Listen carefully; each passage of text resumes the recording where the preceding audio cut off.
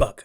Hello everybody, it's Ian here once again for another review of another Oxford United game. Today, Oxford could have virtually secured their place in the playoffs with a win. They were home to Lincoln City. After that fantastic 5-0 win over Peterborough, seriously one of the greatest wins and performances Oxford have put in for a long time.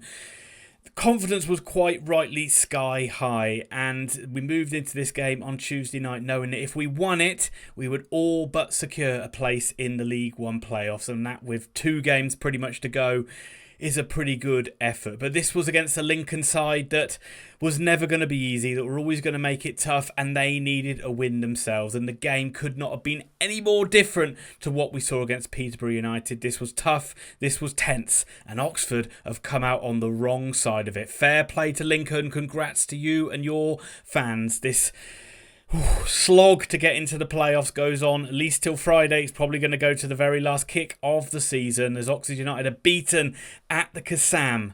It finished Oxford 0, Lincoln 1. If Saturday was a beautiful dream, then this was a bit of a nightmare, I'm afraid. But we will go over all of it. I'll go over the team news, I'll give my review of the game, and I'll give my final thoughts for both sides. It's certainly setting up extremely tense, even more tense end to the season than what we anticipated, certainly at 5 p.m. on Saturday. But let's have a look at this Oxford United team news, and not surprisingly it is an unchanged side from the side that won 5-0 over Peterborough. There were question marks whether McEachran could play 2 games in a week, but I think he put in, and most people would agree, that was his best performance in an Oxford shirt against Peterborough, so it's good to see that he can power through and play again. There is still no Elliot Moore, but Cameron Brannigan does return to the bench. Hopefully he was not going to be needed. Let's move on to Lincoln City, and Michael Skubala has completely transformed the Imps this season. When Oxford beat Lincoln at Sincilbank on Halloween, Lincoln looked a very average side indeed, but Skubala has taken Lincoln on a 16-game unbeaten run, which only ended on Saturday against Wigan. And I've got to tell you, Lincoln were pretty unlucky to lose that game, I can tell you. That run has brought them right onto the cusp, and even did get them into the playoffs a couple of weeks ago, but it certainly brought them right into the fight. But they knew they needed a win today to keep that playoff dream alive. They named an attacking lineup, Freddie Draper coming in for Jack Molan, being their only change from that defeat to Wigan. So they've named an attacking lineup. It's the Imps defence, which is formidable. It's the joint best defence in Sky Bet League One. And as I said, they were very unlucky to lose that game to Wigan, having 3 goals disallowed. This is always going to be a very different game to the Peterborough one, and in some ways a much tougher one. Moving on to the game then, it was a decent start to the game, but it has to be said Lincoln started the game the stronger of the 2 sides, and really should have taken the lead. They had 2 glorious chances to score before Oxford really got going. They did have an early injury as well. One of their key players, Hackett, had to be forced off with an injury after only 10 minutes, but it didn't really seem to faze them. The first effort came from a corner, deep corner right to the back post. O'Connor got completely free. Acres of space. You were really just waiting for him to bury his header, but he kind of headed it into the ground, and that gave Cumming a chance. It was really kind of straight at Cumming as well, and it gave Cumming a pretty easy save to make, but he was able to parry it away. But just a couple of minutes later, and Oxford never really got the ball back from that chance, and Lincoln created another gilt-edged chance, a golden opportunity to take the lead. It was just a long ball played forward from the halfway line. They won the first header. It got into Draper, who got free in the penalty area. He's only about 8 yards out with a free header, and somehow he's not even managed to hit the target. A real let-off for Oxford, but they did get better from that point. And for the second part of the first half, Oxford really started to take control. First of all, the first shot in anger came on 25 minutes. Finn Stevens rolled the ball into Tyler Goodrum, who got a bit of space with a wonderful turn on the edge of the box, but it was an effort that was straight at Jensen. It was a comfortable save for him to make. Oxford started to control possession a bit more, and then the chances started to happen. Oxford started to open Lincoln up up the more the first half went on, and Oxford's best chance came on 33 minutes. Great possession from Oxford before Greg Lee opened up a pocket of space by dropping his shoulder and nipping inside. He played a 1-2 with Rodriguez, and next minute you know Lee is bursting into the penalty area. He squares it back for Tyler Goodrum, and you're just expecting the net to bulge. Tyler Goodrum should have scored really, but Jensen in the Lincoln goal, fair play to him, to come out and made a wonderful save. Yeah, Lincoln reduced to kind of just hitting long balls and really just sort of stayed sitting in the game really, but they did nearly pick Oxford off, with Oxford being a bit slack of passing the ball out from the back. There was no real danger, but Rodriguez played a poor pass, and just 2 passes later Draper was in behind the defence. Not really, it was kind of a one-on-one chance, but it was a bit wide of centre, and it was a really poor effort from Draper. Just like with his header earlier on, his shot was weak and it was wide, and that's 2 good chances that he's missed in this first half. But the final couple of chances for Oxford United did fall to Mark Harris. On 38 minutes, Harris forced Jensen into a save. He probably should have done better. Oxford moving the ball around nicely again. Harris on the edge of the area. Decent effort from Mark Harris. He'll feel he should have done better with that one, but on 45 minutes he really should have done better with this one. It's Lincoln making a mess in possession. They gift the ball to Owen Dale. He puts in an excellent low cross with pace, and Mark Harris gets to it, but he can't guide it goalwards, and it goes wide. He barely even got it close to the goal really, and he should have done so much better. So we moved into half time at 0-0, and Oxford were quite content, I would say, at being 0-0 at half-time. Nothing like the drama of the Peterborough game, but it certainly was tense. Both sides certainly spurned great chances, but as I said, Oxford were, after the first sort of 20 minutes, the better of the 2 sides, and they really started to push Lincoln back and open them up. Lincoln were forced to go quite direct. I think that was more of a game plan, though, of Lincoln wary of Oxford's press and how well they pressed against Peterborough. They didn't want to give Oxford anything cheap, but it did mean they were quite sloppy in possession, didn't really have too many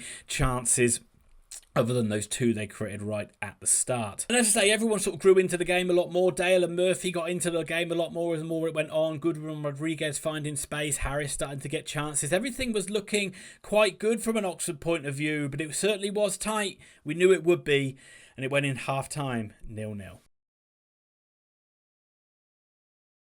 But the second half could not have been more different, and it started with the pivotal, decisive moment of the game. On just after 90 seconds of the second half starting, Lincoln got a penalty. Lincoln came out the second half, just looked sharper. Oxford looked quite sluggish for those opening just few seconds, but it made the difference. Lincoln got down the right-hand side, Oxford's left, put in a low cross. Initially, Taylor made a bit of a mess of the first chance, but the ball came bouncing back out, and Rodriguez sliding in to try and win the ball with the head of the Lincoln man is adjudged to have fouled the Lincoln player running in. I think it's a pretty fair shout for a penalty. I'm not sure if Rodriguez really won any of the ball. And that left Mândroiu to step up with a golden chance for Lincoln to take the lead, and he makes no mistake. He drills it down the middle, Cumming gets a hand on it, but the Imps go 1-0 up, and for the first time in a long time, Oxford have got to come from behind. But I don't think Oxford ever really did a convincing job of getting back into this game, and Lincoln were quite comfortable to sit back in a defensive formation and just hit Oxford on the break. And whilst Oxford pressed for the equaliser and passed it around, they really failed to open up Lincoln too many times in this second half. And Lincoln, Taylor, looked lively on the break. There was one where he picked up the ball on the halfway line. He ran into the penalty area and hit a shot into the side netting. And everything just felt very flat from an Oxford point of view. 60 minutes, they rung the changes. They brought on Cam Brannigan for Goodrum. You did see the likes of Bowden come on. You did see the likes of Marcus Brown come on.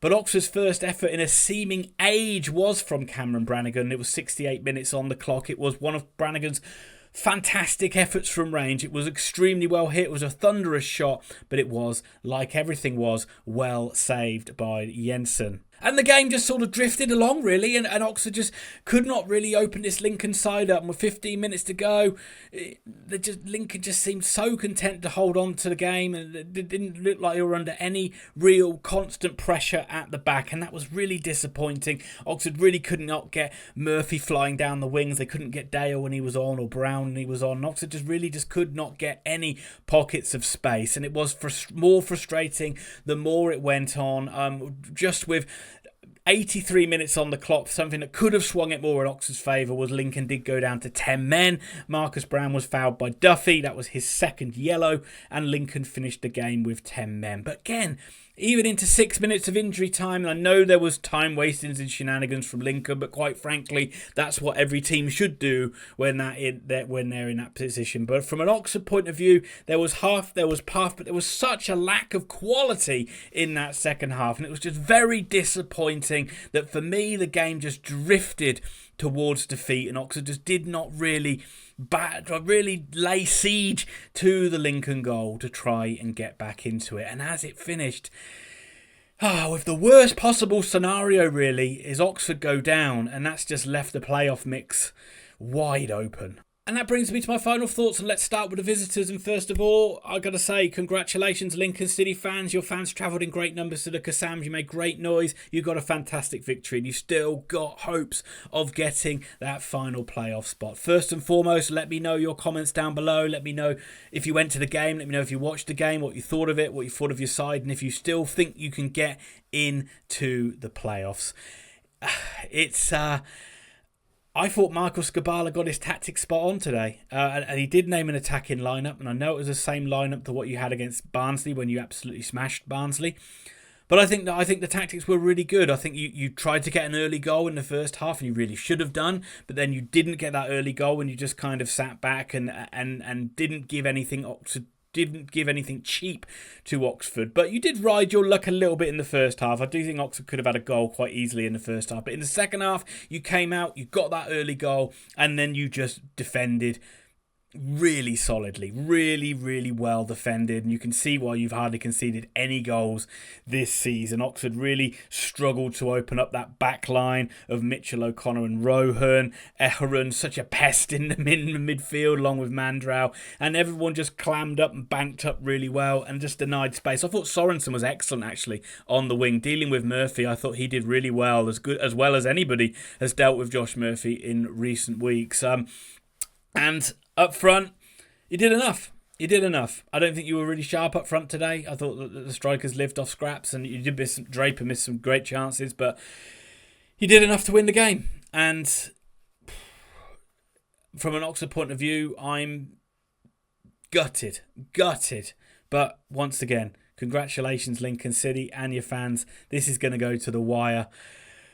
I can't even say congrats for the rest of the season, but all the best, but I hope Oxford get there. And that brings me on to Oxford United, and this is a disaster scenario for me.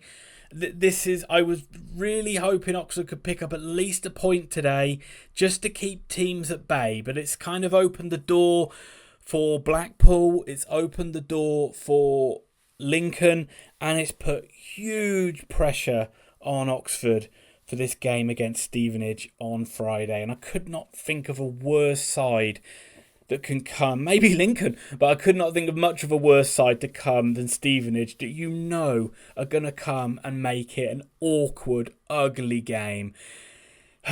And it's not going to be comfortable on Friday at all. And Oxford were really hoping with a win today they might be able to reel in Barnsley and get above them. And Barnsley did lose to Peterborough, and they go to Blackpool at the weekend. So there is still a chance that Barnsley could be the side to drop out, and Oxford could still get above them, even if Lincoln or a Blackpool does manage to reel them in. There is still that silver lining in that regard. But this game today was a frustrating one, and I feel that I'm not even going to put much down to tiredness or fatigue. I'm just going to put it down to a side coming up against a side that's extremely well drilled, going a goal down to them. And the biggest disappointment for me was the way Oxford struggled to create chances and open Lincoln City up. I thought they were pretty good in the first half, barring some sleepy moments at the start. I thought generally we moved the ball around quite well, and I thought it was only a matter of time before we scored. But the second half, we seemed to come out quite sloppy, and I don't think we ever really got a firm foothold in the game, and we certainly didn't create a lot of chances, and I thought we were quite too over-eager, too frantic to get back into it, and that made mistakes, and that made it easy for Lincoln to defend. And overall, it was just a very disjointed, disappointing display, and probably the worst possible thing that we could have was where the crowd were quite flat. They didn't really have much to cheer for. And now you're worried, really, really worried that you're going to go into this game. Well, we've only got 2 days to recover. We come up against a Stevenage side that haven't had a game midweek. Is it going to be a Peterborough United situation where they were knackered at the end of a week and we took full advantage? Are Stevenage going to take full advantage of us? I really, really hope not. Des Buckingham really needs to make some changes. I think if Moore's fit, he's got to come back in. I think obviously Brannigan's going to start. Maybe Marcus Brown could start a game in the middle instead of maybe Goodrum or Rodriguez, just to freshen things up a little bit. Maybe Long goes back to right back. Maybe Stevens stays there. If Joe Bennett is around, because he's still been out a while, maybe he could come back in too. But Oxford definitely need to freshen things up. We can't play the same lineup again against Stevenage. We do need some fresh bodies in there, or I do fear that we're going to possibly lose that one as well. But I don't think Des Buckingham did too much wrong today. I felt he should have played the lineup he played, and I felt he made the substitutions that he would have normally made. And those subs and the team just weren't able to open up a very hard-working, resolute Lincoln side. I don't think too much comes down to him. It's something we got to work on and something we've got to improve, and we've just got to put that right and hope that we can put that right for Friday. Hopefully the players can use that disappointment as fuel and motivation to go forward and get that win, because we really need a win on Friday night. Got a bit of a sky curse. It's not going to be easy. But we need to put that buffer, put the pressure on the teams going into Saturday, and then if any of them falter, we're pretty much back in a situation where we're over the line again. Things can never be easy, can they, from an Oxford United point of view? We thought we'd kind of got a good foothold into the playoffs, but now they feel like that footing is on very unsolid ground. Let me know your thoughts. It can't be Buckingham out after this one, surely, and people can't talk about other managers that should have come in or the lack of experience, because this wasn't the case today. This was just a case of Lincoln nicked a goal and defended for their lives. They did it very well, and Oxford couldn't break them down.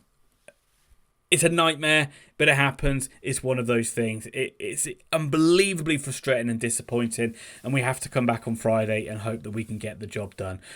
But I'm bloody nervous, and I'm sure you are, and I'm sure that a lot of the frustration, annoyance in the comments is just knee-jerk frustration after the fact that we've just blown this game today. But once again, congrats to Lincoln. The joys of being an Oxford fan and the joys of bloody inconsistent League One. Right, I'll be back Friday, folks, hopefully for something better. If not, oh my goodness, I dread to think. Enjoy your night.